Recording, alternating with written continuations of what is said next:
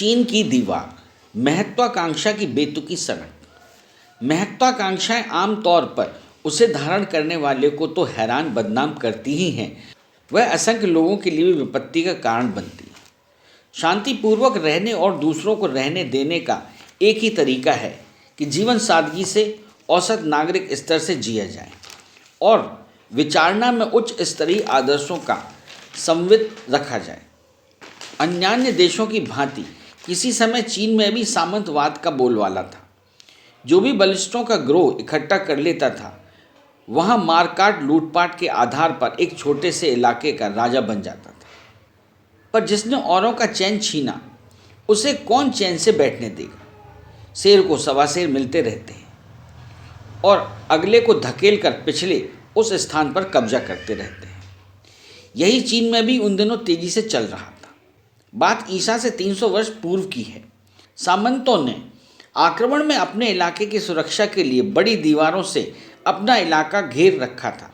भारत में राजमहलों के इर्द गिर्द किला खड़ा करने और खाई बनाने का प्रचलन था, पर चीन वालों ने एक कदम आगे बढ़कर समुद्र की सीमाओं को अलग करने की विभाजन रेखाएं खड़ी की थी।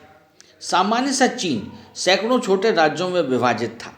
उसमें भी एक दूसरे को हड़प लेने की आशंका तथा संभावना को देखते हुए आक्रमणों का प्रत्याक्रमणों का सिलसिला चलता रहता था। रक्तपात में सैनिकों के रक्त की नदियां बहती रहती थी। इसी बीच एक राज्य में अधिक महत्वाकांक्षा और अधिक प्रतापी राजा ईसा से 24 वर्ष पूर्व जन्मा। उसका नाम था चेन। चेन ने समूचे चीन पर अधिकार कर लेने की योजना बनाई। संयुक्त चीन के गठन का कार्य आरंभ किया। इसके लिए उसे सैकड़ों लड़ाइयाँ लड़नी पड़ी। कुछ सामंतों ने भी इसमें भलाई समझी और चेन के अधीनस्थ होकर रक्तपात से बच गए। अब चेन चीन का चक्रवर्ती था, विपुल ऐश्वर्य का धनी और अपने देश का भाग्य निर्माता। फिर भी उसे चैन से दिन गुजारने का अवसर नहीं मिला। मध्य एशिया से आकर कबायली छापामार उस देश की संपत्ति लूटने और भारी बर्बादी करने लगे।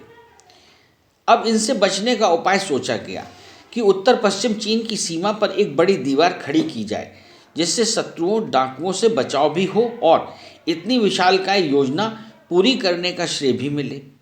प्रश्न था कि इतनी लंबी निर्माण योजना के लिए साधन कैसे जुटाए जाएं। उतना राजकोष तो था नहीं। हठबादी चीन की बढ़ी चढ़ी महत्वाकांक्षाओं ने उस असंभव लगने वाले काम को पूरा करने की ठानी और उस कार्य का आरंभ कर दिया।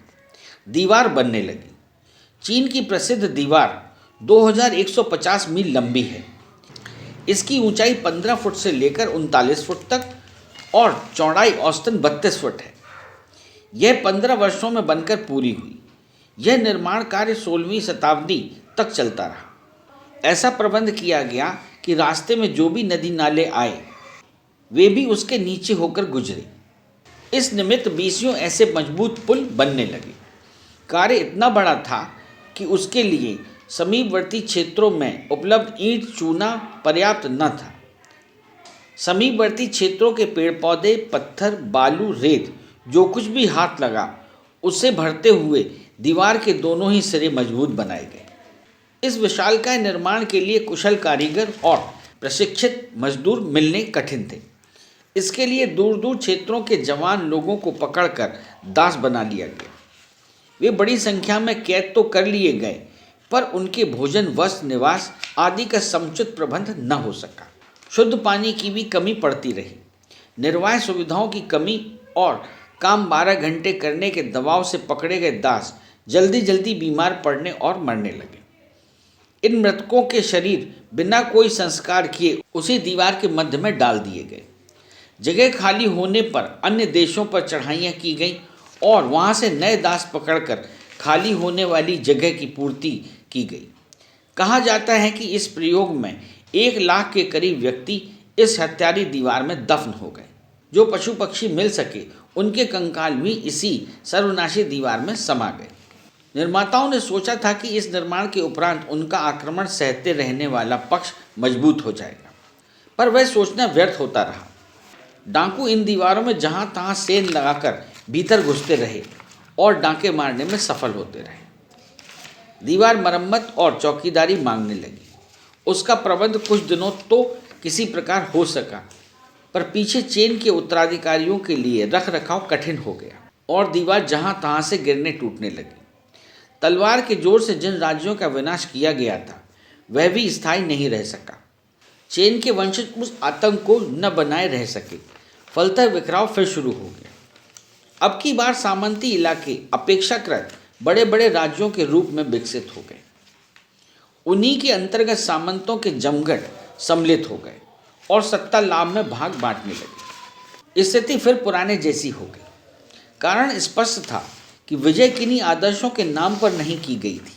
राज्य छिनते समय सामंत यह न समझाए जा सके कि यह अपहरण राष्ट्रीय एकीकरण अथवा राज्य देश को संगठित सुनियोजित करने के लिए किया जा रहा है।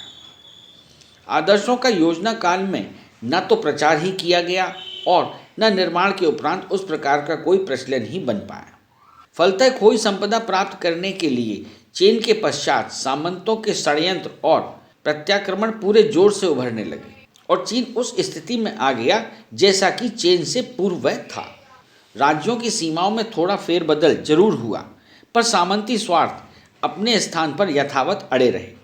सनक चढ़े रहने तक दीवार बनती रही और यह आश्वासन दिलाती रही कि इससे सुरक्षा व्यवस्था का हल निकल आएगा, पर वैसा हुआ नहीं। जिन दिनों निर्माण कार्य चल रहा था उसमें भी पड़ोसी आक्रमणकारी किसी प्रकार घात लगाने के उपायों में सफलता प्राप्त करते ही रहे।